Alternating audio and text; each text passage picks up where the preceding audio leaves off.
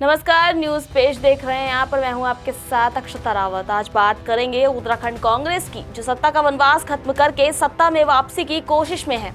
हाल में हुए छात्र आंदोलन के बाद कांग्रेस जोश में है, लेकिन 27 का संग्राम जीतना कांग्रेस के लिए रेगिस्तान में पानी तलाशने जैसा है, क्योंकि उसका सीधा मुकाबला विश्व की सबसे बड़ी पार्टी का दावा करने वाली बीजेपी से है।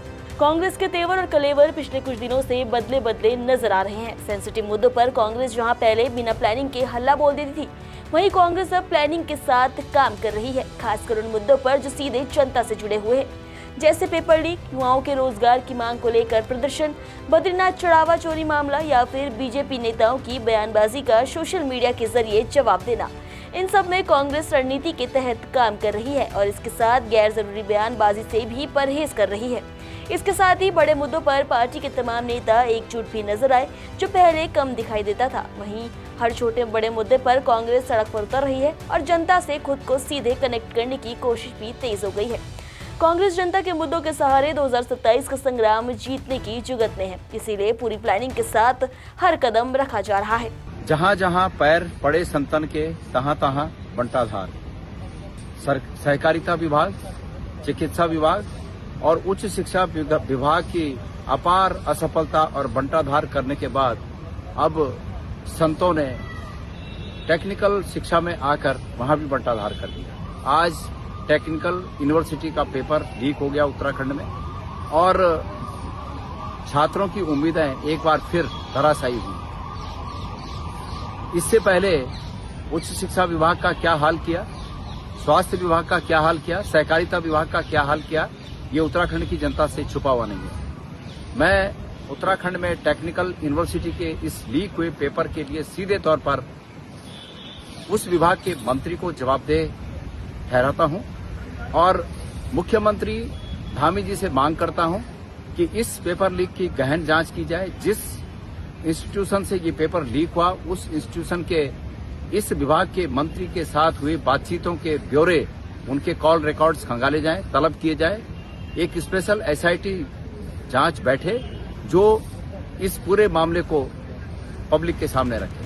सूत्रों के मुताबिक कांग्रेस सीधे मुख्यमंत्री धामी को घेरने की बजाय हर मंत्री को उसके विभागों के कामों को लेकर टारगेट कर रही है, ताकि हर मंत्री की कमी को जनता के सामने लाया जाए और जनता को बताया जाए कि किस मंत्री ने कितना काम किया है। इस बार निशाने पर सिर्फ सरकार का रिपोर्ट कार्ड नहीं, बल्कि टारगेट पर मंत्रियों की परफॉर्मेंस भी है। विपक्ष की रणनीति है कि मंत्रियों को उनकी विधानसभा में ही घेरा जाए और जनता तक मंत्रियों की नाकामी का मैसेज पहुंचाया जाए। देश के शिक्षा मंत्री धर्मेंद्र प्रधान जी का इस्तीफा ये युवाओं के संघर्ष की जीत है, छात्रों के संघर्ष की जीत है, राहुल गांधी जी के संघर्ष की जीत है, जज्बे की जीत है।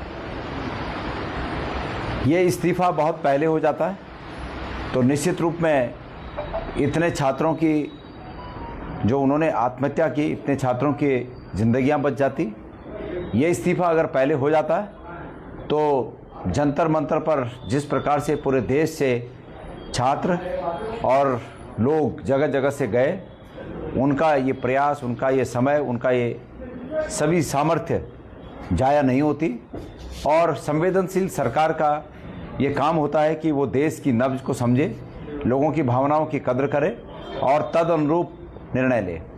अतीत में ऐसे तमाम उदाहरण हैं कि मंत्रियों पर आरोप लगे और उस समय के प्रधानमंत्रियों ने सीधे तौर पर उस संबंधित मंत्री का इस्तीफा लिया। तमाम उदाहरण हैं। ये पहला मौका है कि जब एक मंत्री की इस प्रकार के गलती पर, माफियाओं से साठगांठ की बातें सामने आने पर, नकल माफिया के साथ संबंध होने की बात आरोप लगने पर, उसके बावजूद प्रधानमंत्री ने इस्तीफा लेना उचित नहीं समझा था। तानाशाही के बल पर चाहते थे कि हम संघर्ष को रौंद देंगे, लेकिन आज ये इस भावना की जीत हुई है, छात्रों की एकता की जीत हुई है, उनके संघर्ष की जीत हुई और राहुल गांधी जी के संघर्ष की जीत हुई है। कांग्रेस हर मोर्चे पर काम कर रही है और सोशल मीडिया का भी बखूबी इस्तेमाल किया जा रहा है। सत्ता पक्ष पर एआई वीडियो से कटाक्ष भी किए जा रहे हैं। कांग्रेस भले ही बदली नजर आ रही हो, लेकिन कांग्रेस के सामने सबसे बड़ी चुनौती है अंदरूनी गुटबाजी। क्योंकि पिछले चुनाव में भी टिकट बंटवारे को लेकर पार्टी के अंदर भारी बवाल हुआ था। नतीजा, कांग्रेस 2022 में हार गई।